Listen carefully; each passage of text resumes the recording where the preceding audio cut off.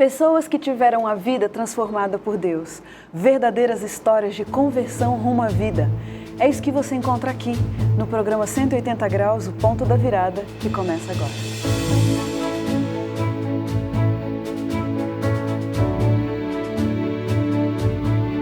Quando sentimos o toque de Deus na vida, uma mudança acontece.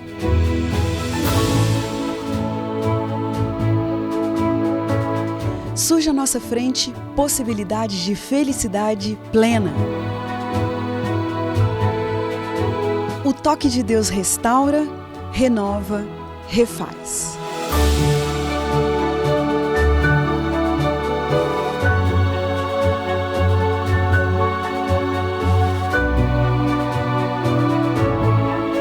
Hoje conheceremos uma pessoa que experimentou essa graça maravilhosa. Ela vai nos contar sobre essa mudança de 180 graus que lhe trouxe paz.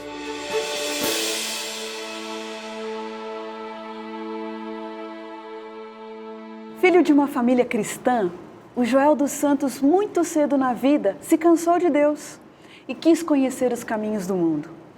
Na maturidade, seu sonho era ser um grande traficante e, como bandido, viveu tudo que a vida do crime podia lhe oferecer. Mas Deus teve misericórdia e ouviu o clamor, não dele, um bandido covarde que não se curvava para ninguém, mas de sua mãe, piedosa, que nunca deixou de amar e interceder por seu filho querido. Vamos conhecer agora mais detalhes dessa história de transformação de 180 graus. Joel, que privilégio, que honra para a gente ter um filho de Deus abençoado aqui no nosso programa. Seja bem-vindo. Amém, eu que agradeço. Joel, depois que você já se assumia como bandido, que você foi baleado pela primeira vez, como é que a sua mãe entra na sua história e demonstra a fé viva dela ali intercedendo por você? Olha, minha mãe, ela sempre me acompanhou, até me tirando da cadeia várias vezes, né? E quando eu fui baleado, eu tenho certeza que ela foi o ponto mais importante da minha vida em oração, intercedendo pela minha vida, porque ela sabia que ela estava numa guerra espiritual. E ela não queria perder o filho dela, porque cada filho que ela entregava, que Deus entregava na mão dela, ela apresentava no altar e falava: Senhor, eu quero devolver cada um deles em teus braços.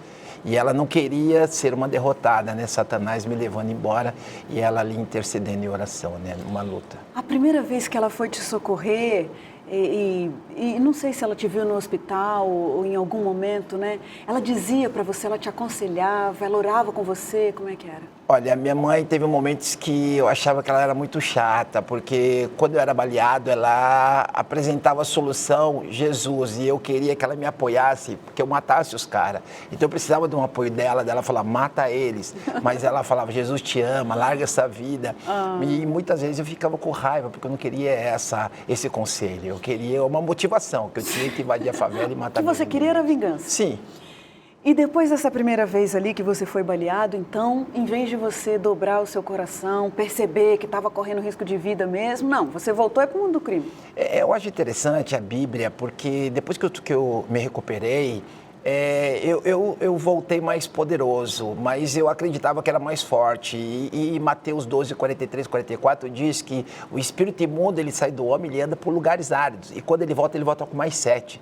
Então, na realidade, foi o que aconteceu comigo. Eu voltei mais forte, mais poderoso, mais possesso. Puxa. Então, eu comecei a fazer desgraça da vida dos outros, maldades, né? Que eu achava, assim, o top, né? Porque o crime, ele te cobra isso, né? O seu auge é a maldade, né? E qual que era seu estilo de vida ali, depois que você voltou mesmo, todo poderoso? Qual era o seu estilo de vida ali? Olha, nos primeiros tiros eu tomei aqui em São Paulo, aqui no Jardim Brasil, Zona Norte. Aí depois da Zona Norte eu tive que fugir para a Zona Leste de São Paulo, Itaquera. Aí na minha fuga para lá eu não tinha uma renda, eu tinha assaltos, assaltava tudo, mas eu tive que tomar algumas bocas de tráfico, né? Aí invadi algumas bocas e segurei para mim, né? Aí começou a guerra pior, foi lá na Zona Leste. Puxa vida, perseguido por todo lado, cheio de inimigos, eu imagino, né? Perseguido pela polícia e ainda cheio de inimigos ali. Sim. Como é que é essa vida de você viver achando que alguém pode vir pelas suas costas. É uma vida assim mesmo, é estressante o tempo todo? Olha, a minha vida era, debaixo do meu travesseiro era uma 9mm e debaixo do meu colchão era uma 12 de repetição. Então, ali era a minha proteção e minha segurança. Então, se uma folha caísse, eu já estava de pé com elas na mão e pronto para reagir. Então, era uma guerra, você vivia... Na realidade, você não vive, você vegeta, você não tem como nem passear com as suas filhas, que eu tenho 3 filhas, né, e um menino. Mas eu não conseguia nem sair, porque eu tinha que andar armada, me proteger, e eu não tinha como protegê-las. Então, Puxa. Era uma vida, assim, cruel. Como foi, Joel, que Deus tocou no seu coração? Deus não tocava no seu coração, não te sensibilizava em alguns momentos? Você não sentia um chamado assim, volta, meu filho? Eu sentia, sim, não vou mentir, não só eu, mas todos os presos, se você for dentro da cadeia, você conversar com eles, todos têm um sentimento de arrependimento. Mas quando você está no crime, você não pode abaixar a cabeça, porque você lidera, você tem que ter respeito, e o respeito é você ser uma linha de frente, você colocar a sua força e eles ali te respeitar pelo aquilo que você faz, né?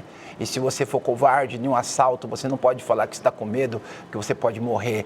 Então você sempre tem que demonstrar coragem e atitude, eu vou alcançar e vou trazer, e esse é o pensamento, né? E também você não pode ser preso, você na sua mente tem, eles podem me levar, mas vai me levar eu morto. Então você sempre tem na sua mente morte, morte, morte, né? A morte está te cercando o tempo todo. Sim. Mas e como que você lidava com o medo? Porque o medo é uma coisa que faz parte do ser humano. Como é que um camarada desse tem aqueles momentos, né, de, não sei, de querer fugir, de estar com medo? Como é que tem que lidar? Eu não coloco medo, mas eu coloco uma adrenalina, porque você sabe que você entrou no crime é para morrer, né?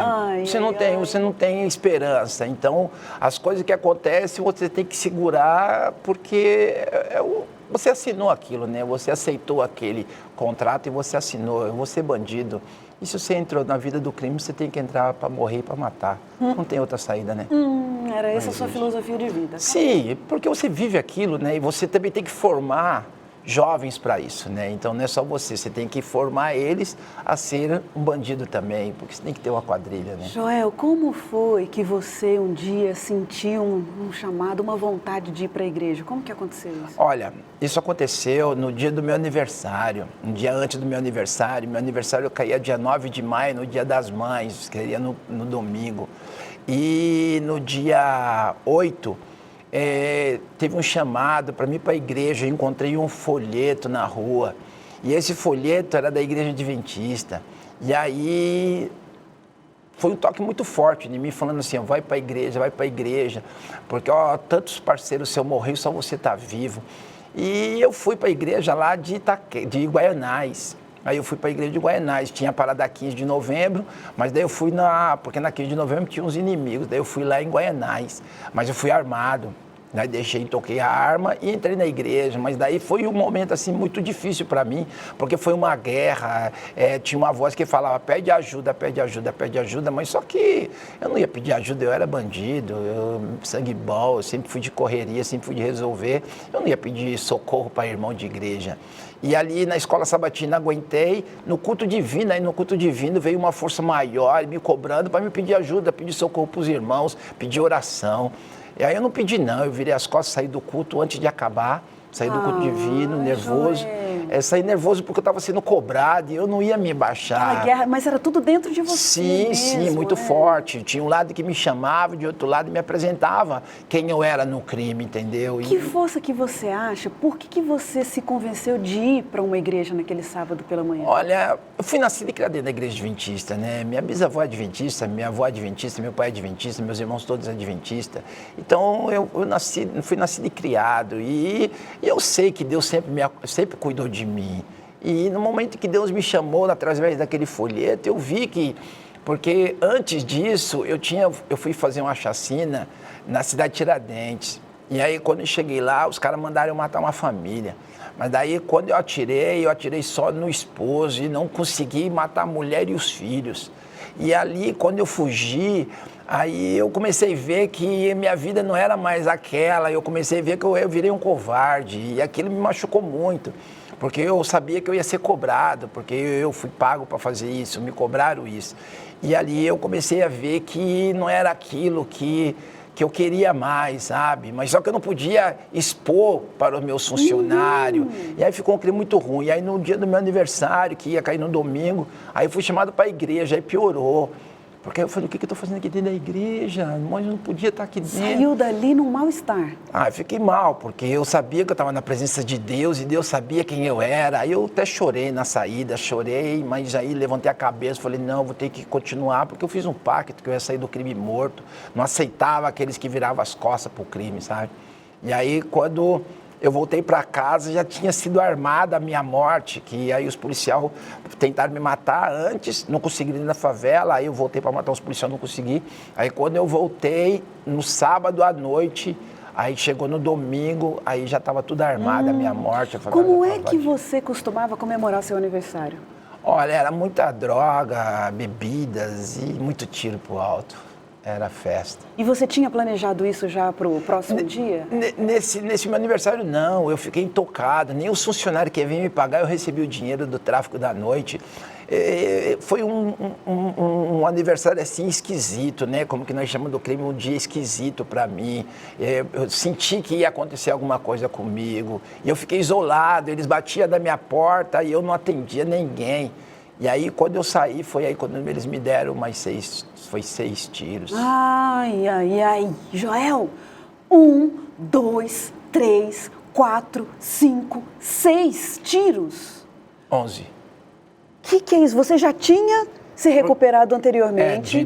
De 3. De 3 tiros antes. Ao todo, na sua vida, você levou 6 tiros, foi isso? 11 tiros. 11 tiros. 11.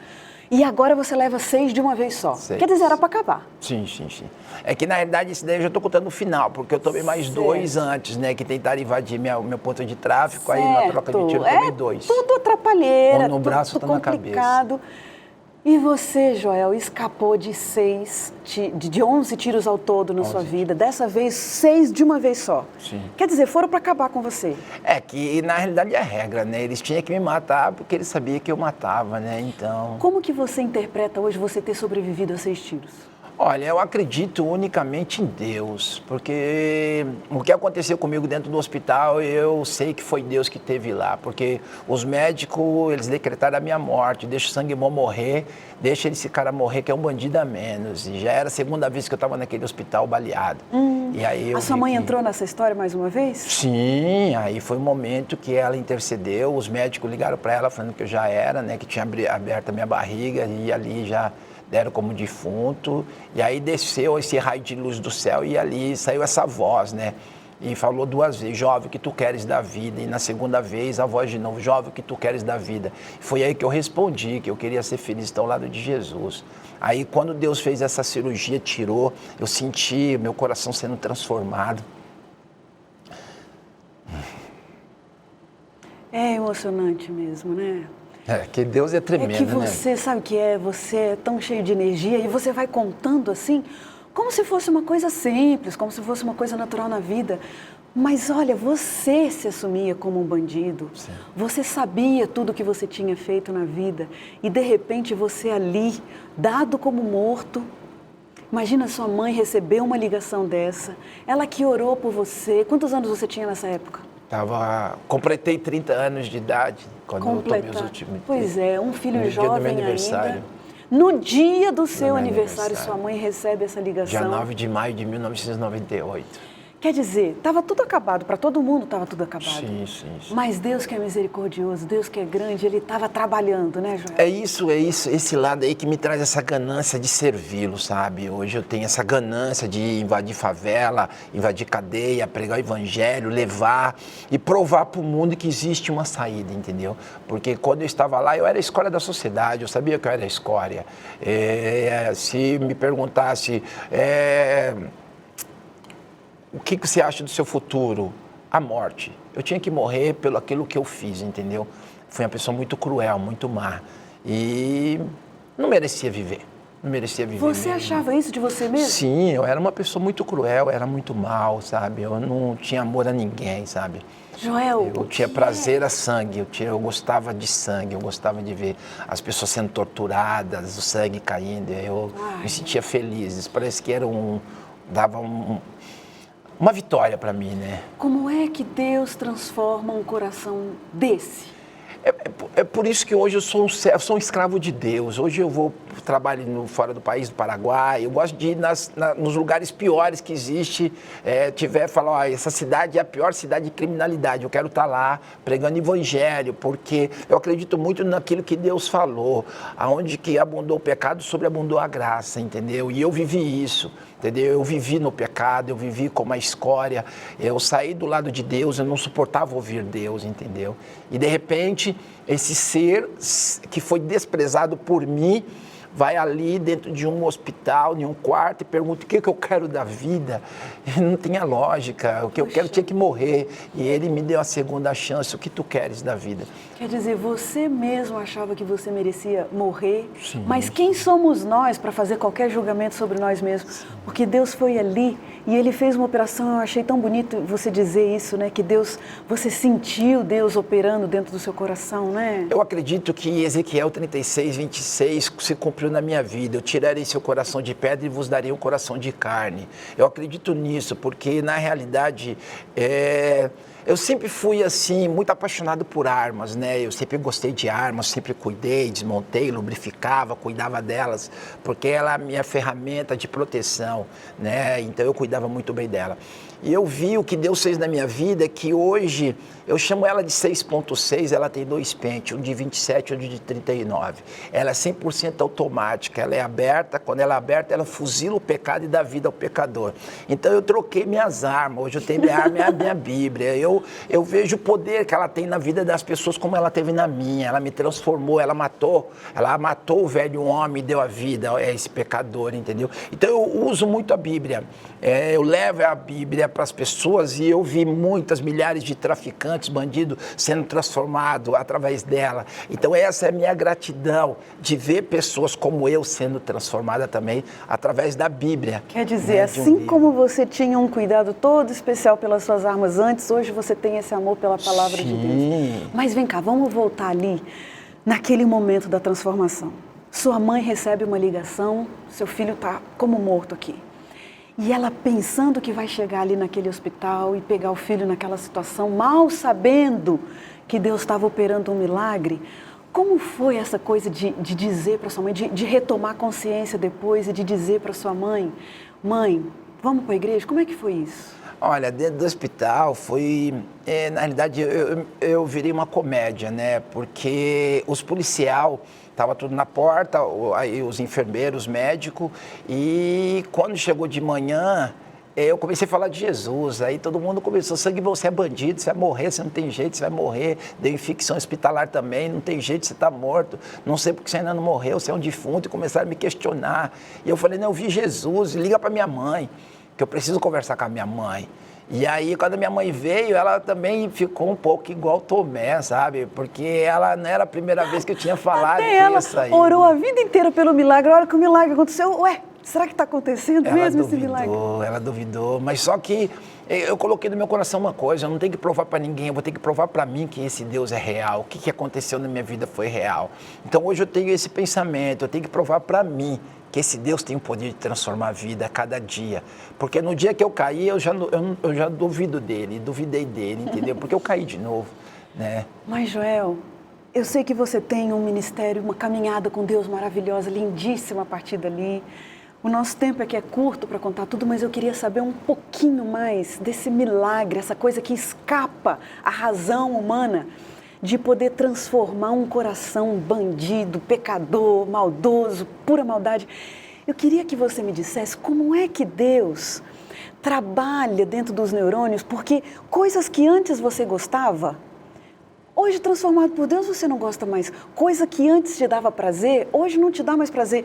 Quais são essas coisas que você hoje se vê e até se admira com você mesmo? Fala assim, puxa, quem diria que um dia eu fosse gostar disso, ou que eu não fosse gostar daquilo? Como é que é isso, essa transformação? Olha, eu não sei como explicar isso, porque é vivendo, porque é um mistério, porque eu não fiz tratamento, eu vivi 18 anos na vida do crime, e Deus me transformou de uma forma assim, sabe? Eu gostava de matar e agora hoje eu gosto da vida. Então, eu não consigo explicar. Que nem eu falo para as pessoas, eu não sei explicar para você, mas você tem que viver essa transformação, permitir Deus fazer isso. Porque não tem como explicar. Eu gostava de fazer o mal. E hoje eu tenho pavor de fazer o mal, eu gosto de fazer o bem. Então, é que nem eu falo para as pessoas, você fica assim, muitos me acham que eu fiquei doido.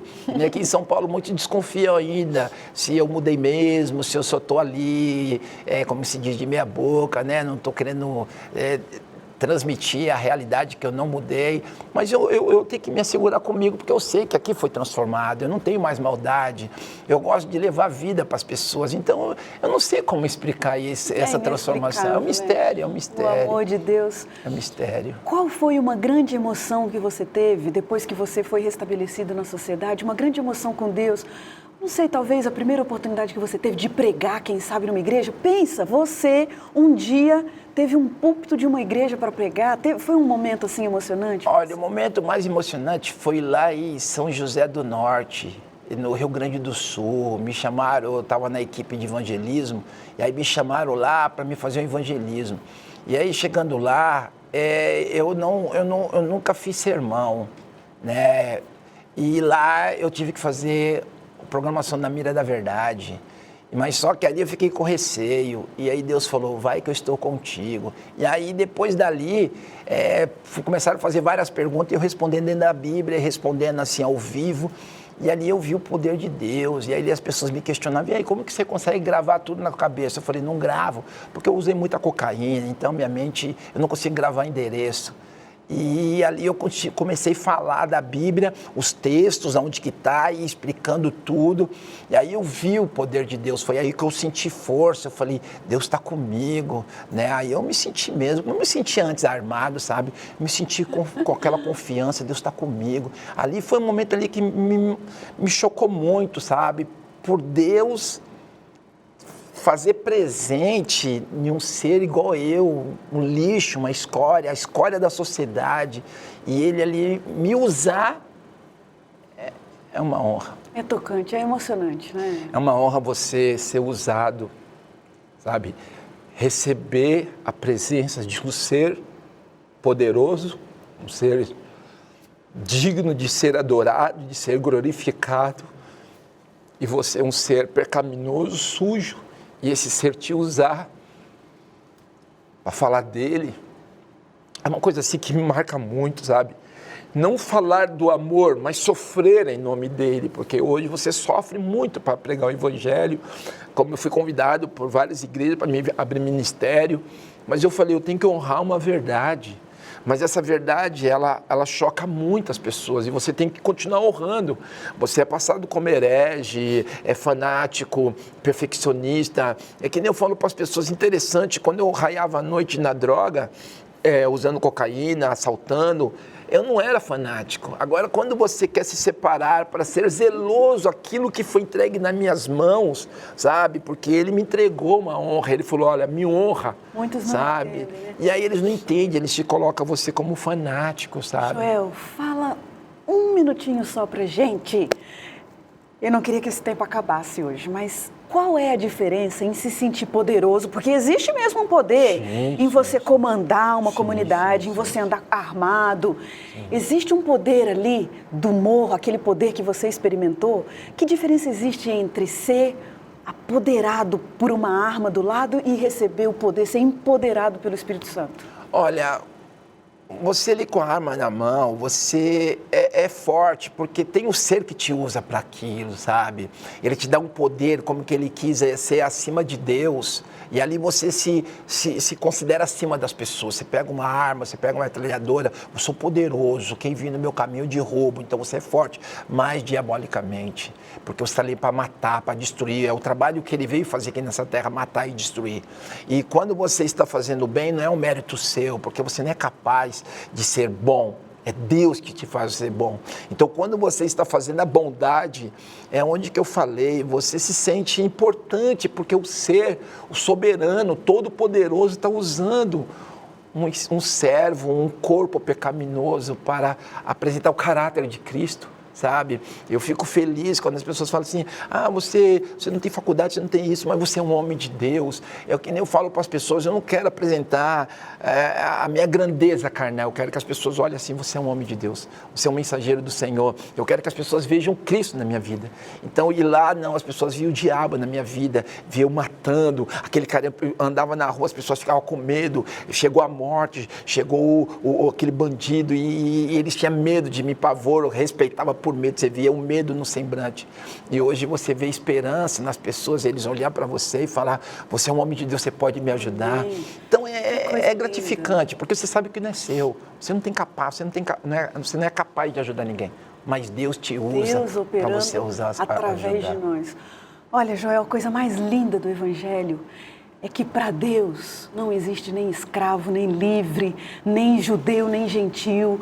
Para Deus, eu e você, nós somos o motivo pelo qual Jesus Cristo veio aqui morrer. Você é um amado, um filho escolhido, especial de Deus. Ele não desistiu de você, a gente tem que louvar o nome de Deus por isso. E glorificar sempre. A gente tem aqui um momentinho das perguntas rapidinhas no nosso programa. Fala pra gente hoje, com essa sua vida transformada, o que é que vem à sua mente quando você pensa na palavra Deus? Universo. Perdão. O Espírito Santo. Um privilégio. De ser chamado filho de Deus. Um sonho. Poder receber o abraço do meu pai, porque ele foi um homem de Deus, porque ele lutou, mas não acreditava que eu ia estar vivo, e poder abraçá-lo e apontar para Cristo. Valeu a pena, Pai. Tudo que o Senhor fez, nosso Deus honrou, e nós estamos aqui juntos, indo embora para o céu. E seu abraço especial vai para quem hoje? Olha, eu tenho algumas pessoas, um é o pastor Jacques Suparoski, porque esse pastor, ele me adotou mesmo, sabe, meu irmãozão, ele, nas minhas lutas, porque você, quando está com Cristo, é uma batalha, né, a cada dia. Esse pastor, o pastor Jacques Suparoski, ele me abraçou, e também minha família, né, que meus irmãos, minha mãe, eles também me abraçaram e lutaram comigo, 18 anos orando, e hoje eu estou aqui. Um versículo da Bíblia para a gente encerrar o programa. Segundo Crônicas 7,14, se o meu povo que se chama pelo meu nome, ele se humilhar, ele orar, ele buscar a minha face, se converter dos seus maus caminhos, então eu ouvirei dos céus, perdoarei todos os seus pecados e sararei a sua terra. Amém. Continue firme, meu irmão. Amém, até a morte.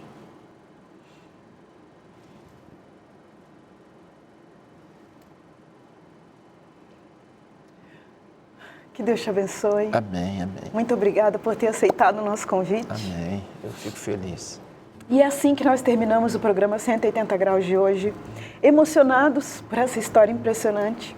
E como diz o verso bíblico, era preciso que nos regozijássemos e nos alegrássemos, porque esse teu irmão estava morto, mas reviveu.